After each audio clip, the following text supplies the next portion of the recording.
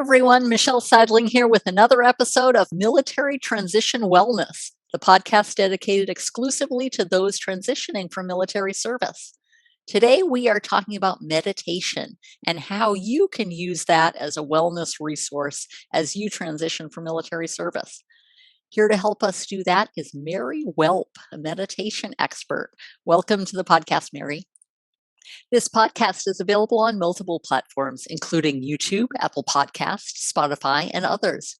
Please be sure to subscribe on your favorite podcast platform to be informed as new episodes become available. If you enjoyed today's episode or any of our episodes, please rate and review the podcast on your favorite platform.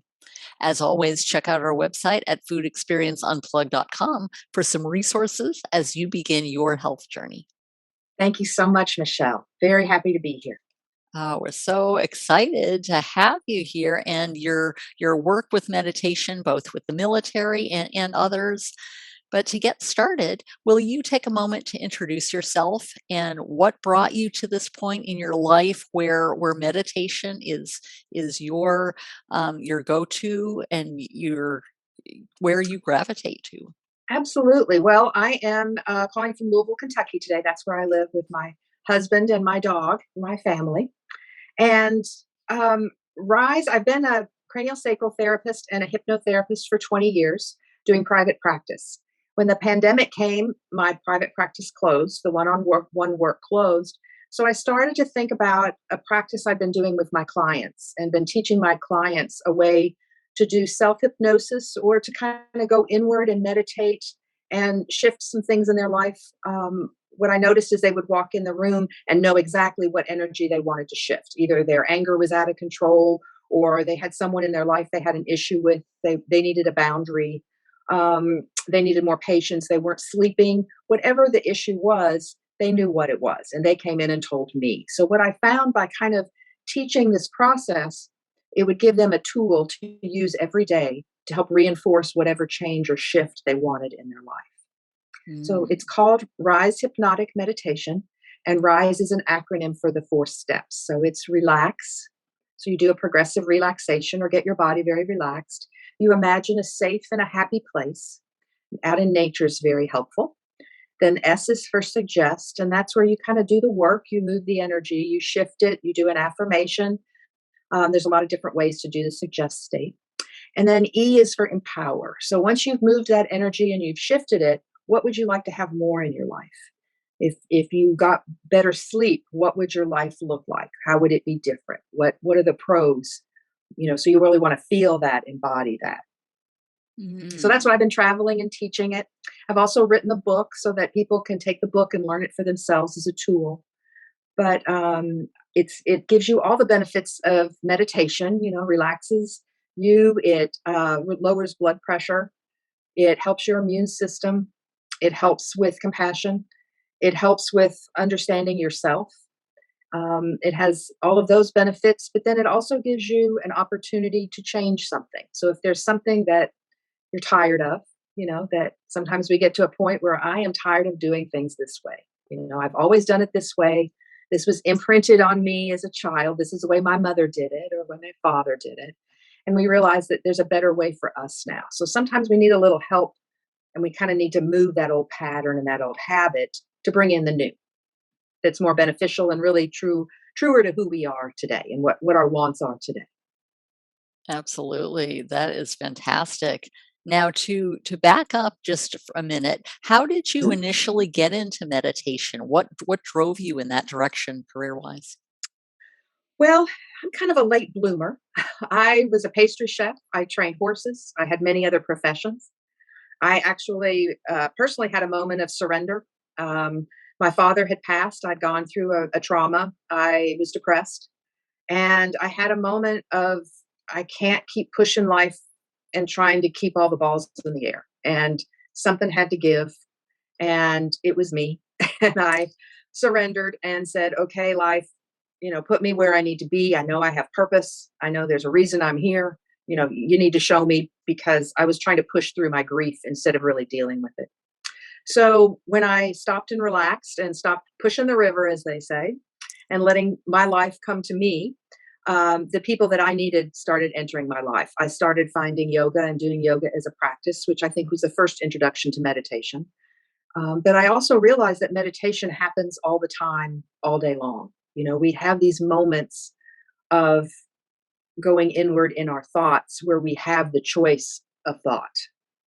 Our brains want safety. Our brains are going to go to the thoughts that give us safety, which is why they're negative sometimes, instead of going to the more positive and the more productive. It's not really, our brains are concerned with our happiness and our adjustment in life. It is really just there to keep us safe. So sometimes we get reactionary, and that fight flight steps in really quickly because we're looking for safety, not for happiness. And so when I came to this place in my life where I was ready for happiness, I was ready to take some risks, I was ready to do things differently, that my life really started to shift for me and show me where I needed to go.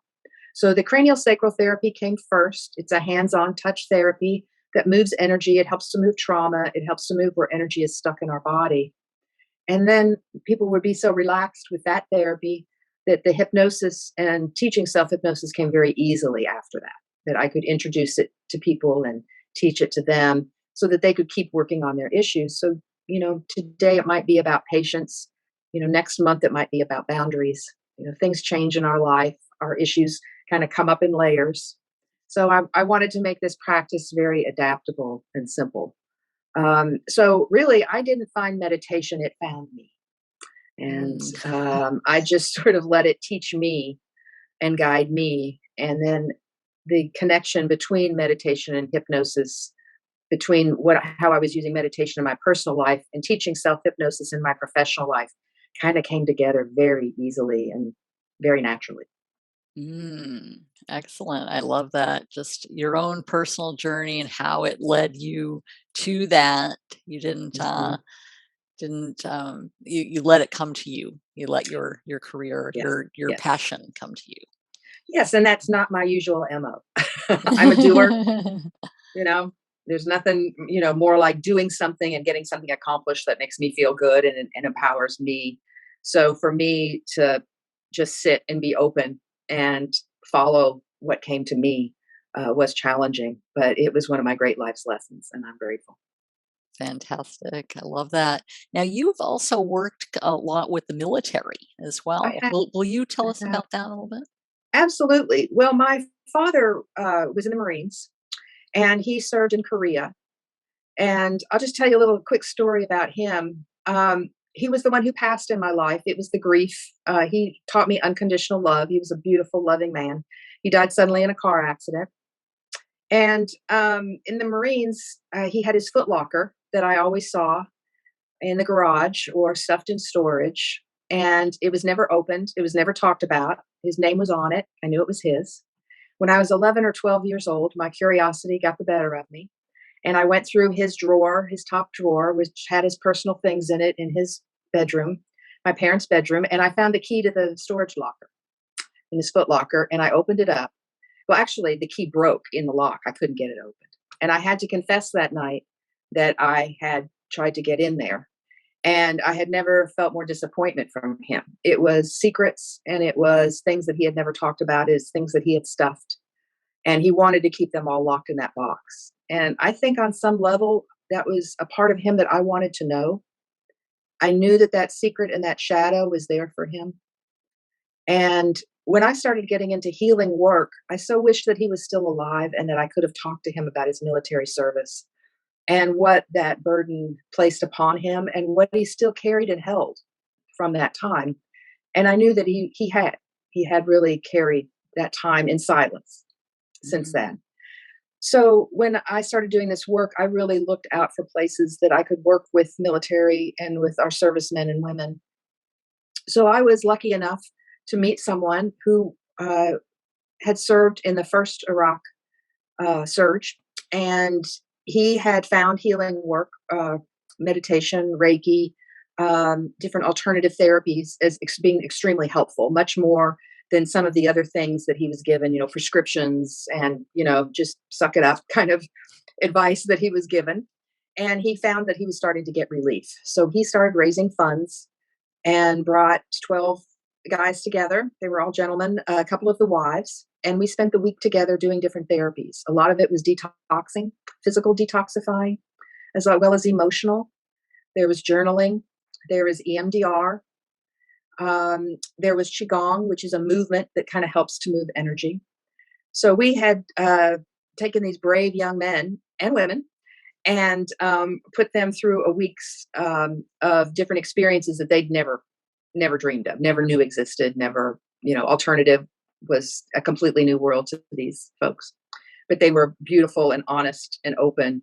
And by the end of the week, there were wonderful testimonies about being seen, about feeling at ease, and being able to release some of the burden of what they carried and the experiences that they've been through.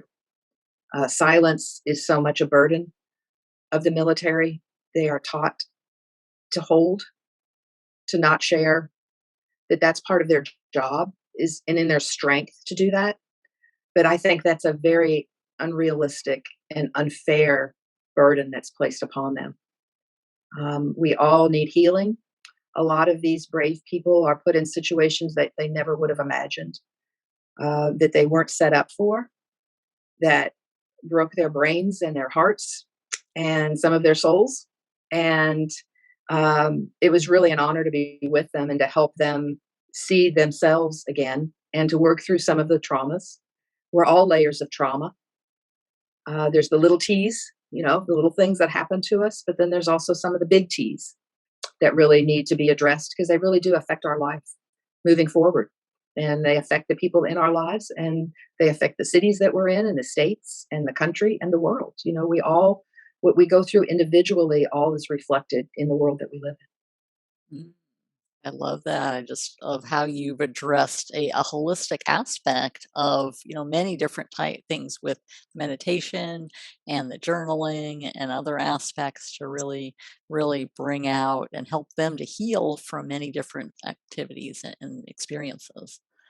Mm-hmm. It's fantastic. And safe space. We all need safe space, a place to Yes. feel vulnerable. And for a population that vulnerability is not a conversation, we all need that as human beings. We need that. Our nervous system needs that. Our nervous system needs to unload and to relax and to let down, to regain that sense of who we are and the other strengths that we have. True. Now, how, as the people transition from military service, how can meditation benefit in terms you talked a lot about when Mm-hmm. you were working with your military groups, but as people transition into civilian life and other experiences, how can they take those benefits of meditation with them, so to speak? Well, meditation is a beautiful practice because it allows your thoughts to slow down. And I think there's a lot of misconceptions about meditation. You can't stop thinking. You can't stop the monkey mind. You can't stop that reactive, always looking for safety mind. But what you can do is train it. The mind can be trained like you would train your dog, like you train it to sit, like you get the treat, you take the time, you show it what you want, you give it the behavior, that this is what I want, this is not what I want. And the mind needs that reaffirmation of, okay, you don't need to sit and worry. You can let go of that thought. Let's just sit and think about one happy thing. Let's think about one, even if it's your favorite flavor of ice cream. Let's just sit and think about chocolate ice cream for 5 minutes. And training your brain, if in those 5 minutes you can just think about chocolate ice cream, the way it tastes in your mouth, the way it smells, the texture on your tongue, the coolness, the look of it, how you would have it, the toppings you would put on it. Spend 5 minutes thinking about ice cream. That's 5 minutes that your brain has not been worrying or having negative thought or keeping you on hyper alertness. It's 5 minutes really of peace, of chocolate ice cream. And after you do this for a few moments, the amount of time that you do it can be longer and longer. And you can go from thinking about chocolate ice cream to maybe thinking about unconditional love or thinking about something productive that you would like to have more of in your life, or just sitting there and breathing and going with your breath and thinking about your body and how beautiful it is that it can breathe and that breath comes in and breath comes out. And these all sound very simple and very trite examples, but really it's starting slowly. It's taking baby steps, but our brains can be retrained. And our brains sometimes feel like they're working against us. They become so overloaded with worries of safety. To give yourself permission to feel safe for a few minutes and concentrate just on something pleasant can be such a gift to the nervous system and to the body, because that gives so many beneficial results, physically, psychologically, emotionally. It'll help you connect more with people. It'll help you be less frustrated with yourself and more patient with yourself. And it's a very simple process, but it does take training. Your dog's not going to sit the first time you ask him to sit, but within a couple days, if you keep up the work, he'll do it right away on command. And that's the same way the brain is. That after a while, once your brain is used to sitting and practicing this in the same way every day, and you kind of want to set it up as a practice. So where you maybe for the first week that you do this, you sit in the same place, in the same position, or lie down. You don't have to sit. You can just be in your bed and lay down. The same smells, maybe the same sounds, the same music you want to play, or get oil diffuser. Maybe the same blanket that you hold, so you have the same feel and the same texture. So do it regularly so that your body and your mind it becomes a habit, and it knows, okay, we're sitting down, we're lighting a candle, we're putting the soft music on. It's time to do my meditation. It's time to do rise. It's time to give my brain a break for a few minutes. And it's amazing how quickly, really, if you can dedicate yourself to it for a very short amount of time, your body, your mind, and your soul will really enjoy the practice, and you'll crave it. When you don't get those few moments to relax, you're going to notice it, and you're going to find the time to do it, because you'll feel the difference. It's not something that's artificial. It's real. Fantastic. I love it. Just making time, no matter what time of day it is, but focusing on a positive thought, not a traumatic situation or some other thing. Yeah. Yeah. Our brains will go to that enough on their own. Yes. That's what they've been trained to do. So you're training it, you're untraining it, giving it a new thing to train. Mm, New okay. process. Now you have an example of a meditation I do. And this is just a progressive relaxation. So it'll take about 3 or 4 minutes. So if you can, anyone listening to this podcast, if you can shut your phone off, maybe close the door, just give yourself a few moments of peace here. I'm going to guide you through a quick relaxation meditation, and then you can do this on your own. You'll learn how to do it. So this short investment of time allows your nervous system to relax and reboot. So again, all of the benefits of this, it's going to help reduce your stress. It's going to help control your anxiety. It will promote emotional health. It will boost the immune system. It will decrease inflammation. It will enhance self-awareness. It will improve your sleep. It will decrease your blood pressure, as many, many other things. So just follow my words. And as you settle in, take a long, slow, deep breath.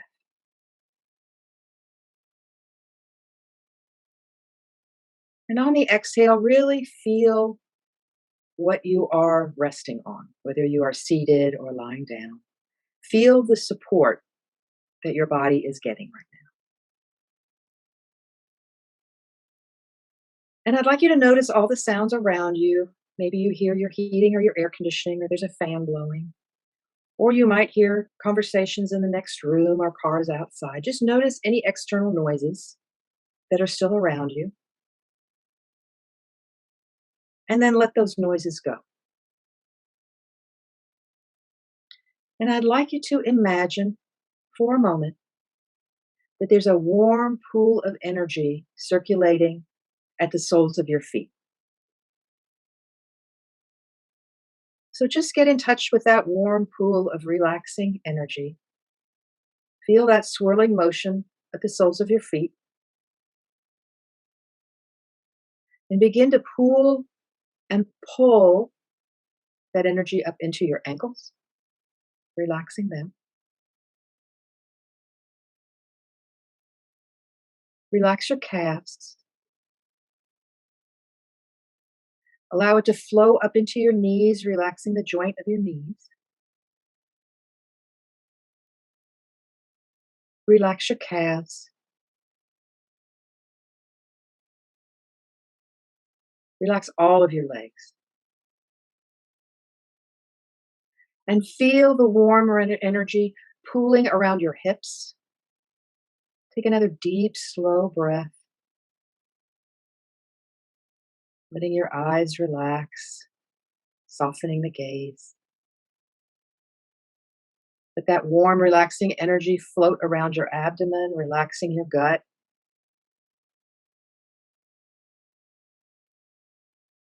Relax your respiratory diaphragm. Let that energy pull and pool in your lungs, surrounding and filling your lungs. Let it circulate around the muscle of your heart.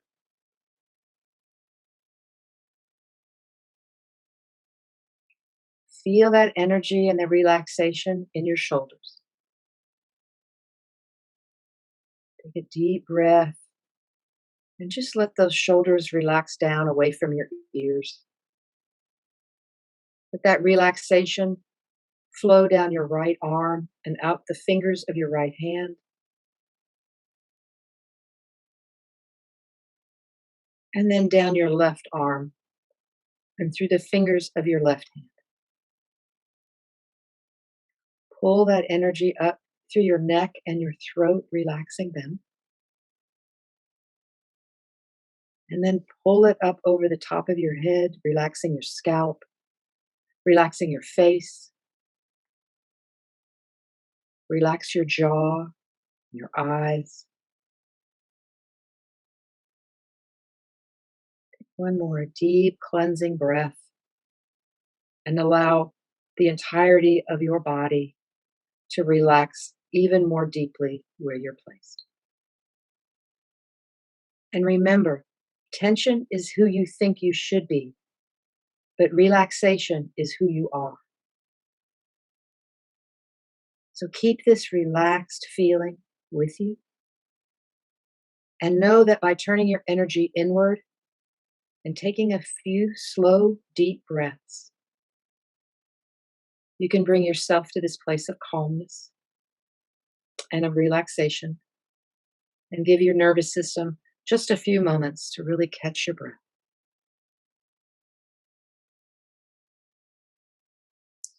I love that, Mary. That was very relaxing. Good, and good.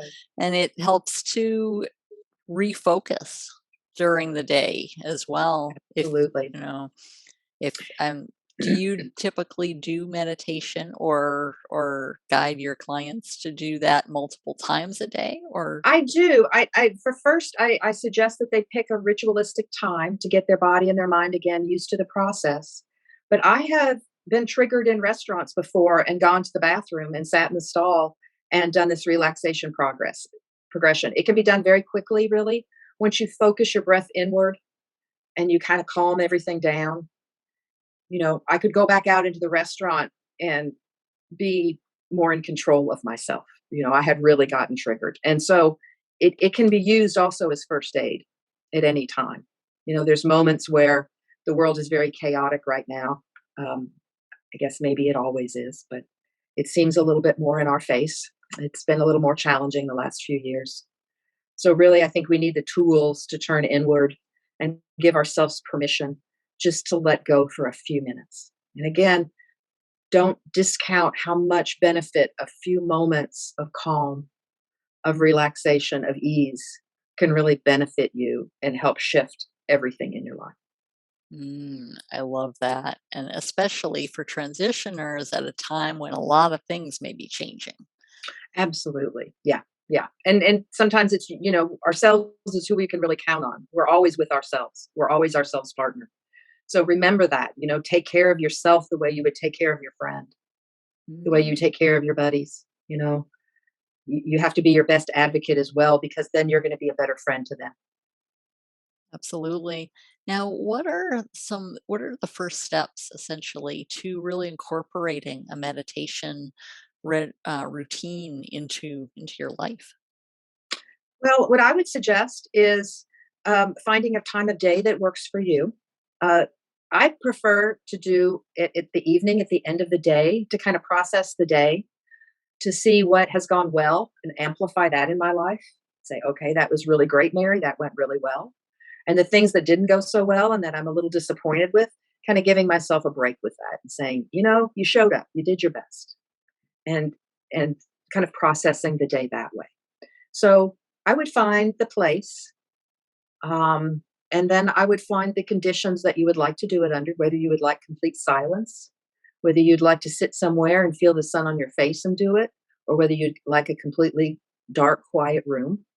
And then start focusing yourself inward.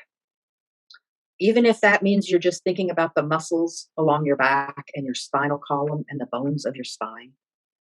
But try to block all of the input energy from outside that's coming in, and just focus inward and allow those parts of your body to relax as you think of them, where you think of places in your body that are tight or tense, or areas, organs that you're struggling with that are having trouble. When you get to those places of your body, give them a few extra breaths, give them a little bit extra support and help them to relax.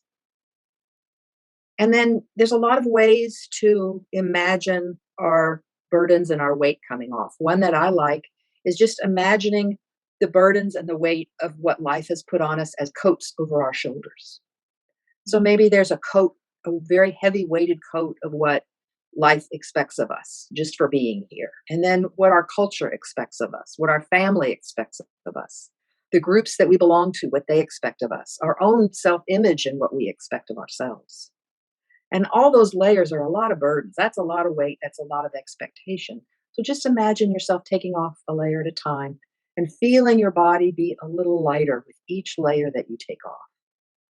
So that would be a way to do the suggest stage. And then feel your body, feel it be lighter, feel it be stronger because it's not carrying more. It can be more flexible, it can be more relaxed, and really allow yourself to feel these things. Because I think feeling gets scary sometimes and we kind of block it and shut it down. So give yourself a safe space where you can really go inward and calm things. And however things start to come up that don't feel calm, that don't feel good, that feel like a squeeze, breathe into them and let them go. I don't need you now, push it out. And keep regrounding yourself back into your body, and just think about your spine, think about your muscles, and go inward. Hmm, I That would be love my it. suggestion. Fantastic. I love that. Now, you mentioned as far as you kind of identify your own personal triggers and being able to go and do meditation. How has that, do you have kind of a routine, you personally, with regard to meditation, and how has that really helped you? Again, I think for me, it's been at night is my routine time to do it. Okay. It gives me a way to kind of reboot and have a closure to the day. But then again, I also use it as first aid. So my suggestion would be just start training yourself and training your body, training your mind, baby steps, even if you're doing it for 10 seconds. Give yourself 10 seconds to think about that chocolate ice cream or whatever flavor and do it in baby steps. But what it has allowed me to do is to kind of not carry the weight of one day into the next. It's allowed me to forgive myself for what didn't go right in the day, for congratulating myself for what did go right, and then putting that day away so I can start the next day fresh. When we carry the weight of one day to the next, to the next, to the next, it really builds up to the point where we can have, a release that isn't necessarily the release that we wanted or that we were looking for. Mm, It feels a little more out of control. Where this is a way to kind of release and work that stress valve in a controlled environment and in a way to really give yourself permission to feel what you need to feel and then let it go and be present in the moment now, not in the past and not in the future, because we can't affect the past or the future. They're not with us now. Only the now is with us now. This is the only change we can have is now. So really trying to bring your mind into that habit of focusing on the now. Now, you mentioned you use it somewhat for first aid. How is it a lot of times if we're in an anxious situation or something like that, turning to meditation would benefit. But oftentimes when you're in the moment, you don't stop and think, oh, yes, I need to do meditation. How Right. is it? How can you be able to be in tune enough to recognize that and to turn to, in this case, meditation as an option for regrounding yourself? Well, I think it's knowing how what happens when you get triggered. For me, I freeze. I freeze. And so I know when I freeze, when I don't have the answer or I'm the deer in the headlights, I stop and I breathe. And by stopping and breathing, it puts me back into my body and it brings me back into the present moment. So the first thing I remember to do is to breathe. And that kind of gives myself permission, again, not to lock up. Mm. Um, and that's mine. And there's a wonderful psychological routine ritual that you can do as well that helps very much for those anxious moments when you're feeling when anxiety really rises up. And with the chaos of the world, it's easy to get thrown out of your body and to have that fright or freeze or flight engaged. So a way to do that is to really be present in your present moment through your senses is the best way to do that. Mm. So the suggestion is to look around and pick out 5 things around you and just notice them. Say them to yourself. I see my computer, I see a book, I see my pencil, I see my pad, I see my chapstick. And just notice the shape, notice the things, and that brings you into this space. And then feel for things. Get that dexterity going, that kinesthetic touch. What does my table feel like? What does my skin feel like? What does my scarf feel like? What are the textures and feel? Then you want to listen for 3 sounds. I hear a truck outside. I hear my white noise machine. I hear my voice. Then 2, what are we going to? 2 things that you smell. I smell my chapstick because it's a flavored chapstick. And I smell my oil diffuser that I had going earlier today. And then taste one thing, which I'm tasting a little bit of chocolate I had after my lunch today. So chocolate's a recurring theme for me if you can't tell. But by really bringing your senses in, and the number's not important, and whether you're smelling or you're tasting and how many times you do isn't important, but bring yourself into your senses. Okay, where am I? What am I smelling? What am I feeling? What am I touching? Get back into the very basic 5 senses and back into your body and slow things down. And then once you slow things down, it's easier to make a logical decision about what you want to do in the moment. Whether you really do just want to leave or whether there's something you need to say or how you want to react. And it brings your reaction more back into your control rather than it being more spontaneous and out of your control. Being more reactionary. Absolutely. I love that. Just another It's a way great to, exercise. yes, definitely. Well, Mary, how can people get in contact with you? Well, this is my book. It's Rise Hypnotic Meditation. And it is now on Amazon. If you'd like to learn more about the process, feel free to get that. But you also could go to my website, which is risehypnoticmeditation.com. I have videos there that explain more about the process, why Rise Hypnotic Meditation works, how it works. And also there's some exercises there. It explains the acronym of RISE, but also RISE for patience is there, RISE for guilt, RISE for sleep. There's a few things like that that are on the website. And there's a link there if you'd like to give your email, that we have a newsletter that goes out once a month that tells about the different podcasts and the different places I'm presenting and teaching. And I love to teach and I love to travel. So if there's ever a group that would like to learn more about this, please reach out. and get in touch with me, I would love to come and teach. It's a 3-hour workshop where I introduce Rise and teach the 4 steps. Again, explain how it works, why it works, what you can address with it. And then we do quite a few examples of it where I speak less and less, so that by the end of the 3 hours, you have confidence that you can leave and do this practice on your own. So I'm happy to offer that also if anyone is interested. Fantastic. We will include all of those things in the show notes. Mary, it's been a pleasure. I love how easy it is to incorporate those feelings and those routines, and it's just a process once you've made a habit of it to really turn to that as a source of wellness, as a source of calm in your life. So thank you for being on the show today. My pleasure. Thank you so much for the invitation, Michelle.